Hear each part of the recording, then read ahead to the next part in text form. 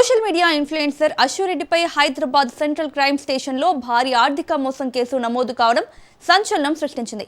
లండన్కు చెందిన సాఫ్ట్వేర్ ఇంజనీర్ను పెళ్లి పేరుతో మోసం చేసి కోట్లు కాజేశారనే ఆరోపణలను ఆమె తీవ్రంగా ఖండించారు. తనపై నమోదైన ఎఫ్ఐఆర్ను రద్దు చేయాలని కోరుతూ హైకోర్టులో క్వాష్ పిటిషన్ దాఖలు చేశారు. పోలీసులు తన వైపు వినకుండానే ఏకపక్షంగా కేసు నమోదు చేశారని ఆమె అభ్యంతరం వ్యక్తం చేశారు.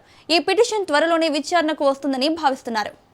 అశురెడ్డిపై హైదరాబాద్ లో భారీ ఆర్థిక మోసం కేసు నమోదైంది.